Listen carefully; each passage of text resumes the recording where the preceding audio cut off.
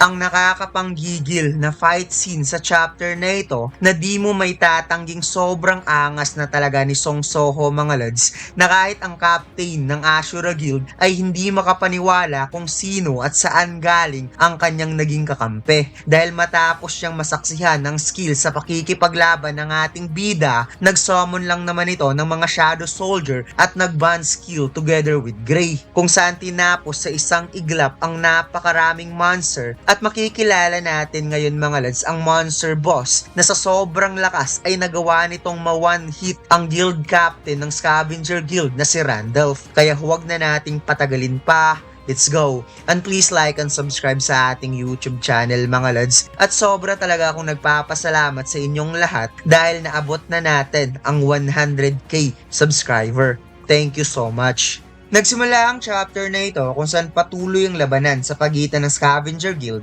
at ng Ashura Guild. Nagsalita ang isa sa mga hunter ng Scavenger Guild na ang Ashura Guild daw ay nakikipag-alyansa sa ibang party hunter para sila ay talunin. Kaya napatugon naman ang kasamahan nito na ganun talaga ang mga mahihina. Nagsasama-sama, ngunit still walang magbabago. Ang mga mahihina ay mahihina talaga compare sa kanila na mas malakas at mas marami. Ipinakita ni Soho ang Shadow Dungeon Key na nagpakuha ng pansin kay Ryo sa kakaibang bagay na hinahawakan ni Soho, kung saan napawika ang ating bida kay Ryo na hindi pa daw nila ipinapakita ang kanilang tunay na lakas. Biglang napansin ng Scavenger Guild Hunter ang napakalaking monster. Ang bigla na lamang lumitaw at ito nga yung boss sa huling dungeon na recently lang na-clear ni Soho, which is ang Giant Arachne Spider. At sinundan pa ito ng napakaraming Arachne Shadow Soldier. Bumilog ang mata ni Ryo sa sobrang gulat dahil hindi siya makapaniwala na sa ipinakita nitong skills kanina pagdating sa martial arts, ang kanyang naging kaalyansa ay isa pala talagang tunay na summoner hunter. At hindi pa ito pangkaraniwang summoner dahil nagsusummon ito ng napakaraming monster in just one skill. Habang si Soho naman hinahanda ang kanyang kamao para simulan ang matinding laban. Inatake ng Giant Arachne Spider ang tatlong Scavenger Guild Hunter, kung saan nahihirapan nga ang mga ito dahil sa sobrang lakas ng Shadow Soldier at napakalaki pa. Samantalang inihanda naman ni Randolph ang kanyang Giant Hammer na parang mayroon siyang tutugisin at mabilis itong tumalon towards Arachne Spider, kung saan walang kahirap-hirap nitong binura ang isa sa mga bagong Shadow Soldier ng ating bida at napawikang huwag kang magtago bata. Napansin ni Soho si Randolph at tinukoy naman ni Bero na nagiging mahina talaga ang monster matapos itong ma-extract upang gawing Shadow Soldier. Subalit sa case na tinalo lamang ang Giant Arachne Spider na walang kahirap-hirap at nahirapan ng Young Monarch na makapag-penetrate ng damage in just a single blow, masasabi niya talagang ang taong ito ay ang pinakamalakas na hunter dito sa loob ng dungeon. Sinabi ni Soho kay Grey na gagamitin nila ang bond skill, kung saan napa-agree nga itong si Grey, ngunit bigla namang nagsalita itong si Lady Essel na parang may gusto siyang sabihin ngunit siya ay nahihiya, na napawikang sandali lang Young Monarch. How about gagamitin ng Young Monarch ang kanilang bond skill? Dahil natutunan naman nila ang paraan kung paano pataasin ang charge rate ng kanilang bond skill nung papasok sila sa gate, kung saan parang nainis nga dito si Grey mga lods. At napakamot na lamang sa ulo si Soho dahil hindi pa naman nila ginamit sa actual na combat ang skills na yon. Nalungkot si Lady Essel dahil yun lang daw ang chance niya para maging useful at makatulong sa Young Monarch. Subalit bigla ngang nagkaroon ng malakas na pagsabog sa likod na sobrang ikinagulat ni Lady Essel, at ito pala ay mga mommy monster na nagkukumpulan palabas galing sa nawasak na pader. Inatake si Ryo ng mommy monster at na-realize niyang lumabas sa mga ito dahil sa ingay ng kanilang naging laban sa pagitan ng dalawang guild. At napansin ni Lady Essel na nagsisilabasan rin ang napakaraming mommy sa main entrance ng pyramid. Samantalang kalmado lamang itang si Randolph habang pinipigilan ng mga tank hunter ang mga monster gamit ang kanilang mana shield, at nakilala niya ang mga ito bilang mga undead, at finally naunawaan niya kung ano talaga ang sinasabi ng propesya na narinig niya galing sa kanyang boss. The being that born of death, who broke the seal, the one who possesses the power to raise the dead, will appear in the grave. Well, sa tingin ko dito mga lads, ang salitang broke the seal ay still parang si Soho pa rin ang tinutukoy dahil nagawa nga nitong mabroke ang seal na ginawa ni Jinwoo upang ikulong ang kanyang kapangyarihan. Naisip ni Randolph ang utos ng kanyang guildmaster na kunin ang ownership ng dungeon. Subalit ang kompetisyon sa pagitan ng guild ay mas lalong lumalala. Kaya ang kunin ng kapangyarihang itaas sa mga patay ay siyang dapat uunahin since yun ang gusto ng kanyang guildmaster. Napatitig si Randolph kay Soho na kasalukuyang nakikipaglaban sa mga monster at na-realize niya kung ano ang pinaka-the best na uunahin na parang gusto sanang makipaglaban ni Randolph kay Soho ngunit napapikit na lamang siya dahil ang umatras muna sa laban ay ang pinaka-the best nilang gagawin. Nagulat na lamang si Rio nang nakita niya ang naging hakbang ni Randolph kung saan sinabi nito sa kanyang mga member na huwag pansinin ng mga hunter at sumunod kaagad sa kanya upang puntahan ang kwarto ng dungeon boss. Kaya napasigaw si Rio na pigilan ng mga taga-scavenger guild na papunta na ngayon sa dungeon boss, subalit silang lahat ay nahihirapan sa daming mamis na umaatake sa kanila.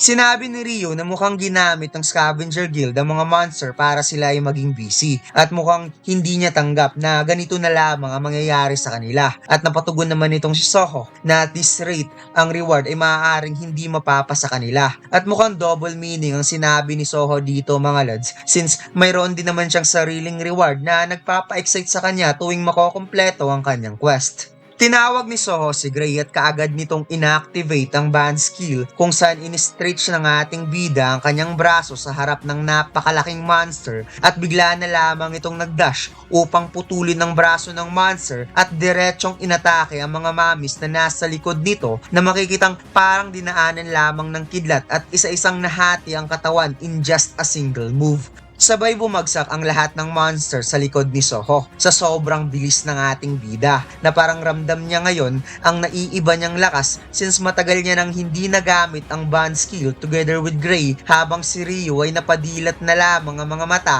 sa kanyang nakita at sinabi nga dito ni Soho mga lods na bibilisan nilang tapusin ng mga ito para habulin ang Scavenger Guild. Bumagsak ang panga ni Rio. Hindi siya makapaniwala na hindi lang pala pagsusummon ang kayang gawin ni Soho, kundi may kakayahan rin itong mag-merge sa mga summon. Kaya napa who the hell are you na lamang itong si Rio Singh sa ating bida. Habang si Lady Essel ay napaiyak na lamang dahil di siya makapag-participate together with Young Monarch. Alam nyo bang sobrang angas pala talaga kapag masusuot mo ang John Mac t-shirt, lalo na't napaka-komportable pala nitong suotin dahil sa telang high premium quality at napakakapal pa. At hindi ko talaga pinagsisihan na araw-araw ko tong sinusuot dahil sobrang angas ko palang tingnan, yung tipong lahat ng tao ay titingnan ka sa sobrang tingkad ng kulay ng DTF printing natin. At ang pinakamaganda sa lahat, sale ngayon sa Shopee ng up to 30% off. Kaya saan ka makakakita ng high premium quality na sobrang angas at napakaganda pa ng print quality? Limited orders lang po tayo mga lods, kaya huwag na nating patagalin pa. Let's go! Lumipat ang eksena kung saan patungo na ang Scavenger Guild sa mismong kwarto ng dungeon boss at napatay nga nila ang mamis na nakabantay sa hallway patungo sa kwarto. Napaisip si Randolph kay Soho na ang batang yun daw ay sa tingin niya mukhang mayroong itinatagong lakas na hindi nakikita ng kanyang mga mata at gusto niya itong makalaban pagkatapos niyang makuha ang kapangyarihang bumuhay ng patay, which is the power to raise the dead. Nakarating ng Scavenger Guild sa pintuan mismo sa kwarto ng dungeon boss, kaya kaagad nilang binuksan ang napakalaking pintuan at tumambad sa kanilang harapan ang napakalaking monster na nakagapos ang kamay at paa sa napakaraming kadena na parang may hahalin tulad natin sa Monarch of the Beginning na si Lygia. Nakita ni Randolph na kinadena ang dungeon boss at naisip niya ang sinabi ng prophecy, ang salitang the being that born of death. Kaya napaisip siya sa pagpapakita matapos nitong masira ang seal na para bang nagkakaroon ng contradict na dapat nakawala na ito bago nila ito nakita. Nagsalita ang monster gamit ang kakaibang lingwahe na para bang may gusto siyang sabihin sa mga hunter ngunit hindi naintindihan ng Scavenger Guild ang monster language at parang napangiti nga dito ang boss. At habang nagsasalita, walang kahirap-hirap na sinira ang kadena kaya napasigaw si Randolph na maghanda na silang lahat para sa matinding laban. Subalit gamit ang mga naputol na kadena, winasiwas ito ng dungeon boss kung saan sa isang iglap lang lahat ng Scavenger Guild Hunter ay tinamaan at makikita nating in just a single slash gamit ang mga naputol na kadena, nag-turn into 2 pieces ang mga hunter at buti na lang mabilis na gamit ni Randolph ang kanyang shield upang sanggahin ang mga pag-atake. Parang sinsilyong nahulog ang mga nagkaputol-putol na kadena at kalmadong lumapit ang monster towards Randolph. Samantalang napadilat naman ang kanyang mga mata nang nakita niyang sa isang iglap lang, ubos kaagad ang lahat ng kanyang mga kasamahang hunter at hindi siya makapaniwala na ang kanilang tank na kilala sa sobrang tigas ay tinapos kaagad matapos winasiwa sa mga putol na kadena. Bigla na lamang nagulat si Randolph dahil nagbukas ng bisig ang monster na parabang binibigyan siya ng pagkakataong makapag-free hit. Kaya nainis nga dito si Randolph dahil sa insulto dahil lahat na lang daw nilulockdown siya. Kaya sa sobrang galit, ginamit ni Randolph ang kanyang skill, Giant Armor, na parang ilalabas na ata niya ang kanyang buong lakas para tapusin sa isang atake ang monster since binigyan siya ng pagkakataong makapag-free hit. Unti-unting lumalaki si Randolph na parang nagiging times 2 ang kanyang size at walang pagdadalawang isip na i-unleash ang napakatinding atake gamit ang kanyang weapon. Subalit nagmimistulang parang simpleng martilyo ang kanyang giant hammer na dumikit sa katawan ng monster.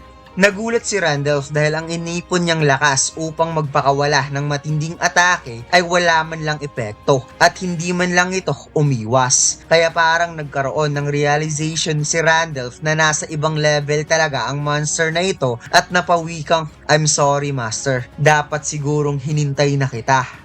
Ipinakita ang nagbabagang kamao ng monster na tinataglay nito ang napakatinding lakas kung saan parang nagkaroon din siya ng free hit kay Randolph na sa sobrang lakas ng suntok na ito, dumikit kagad ang Scavenger Guild Captain sa pader na makikitang wasak ang buong torso nito na parang natoji senin nitong si Randolph, tinamaan ng malahalo purple na kamao.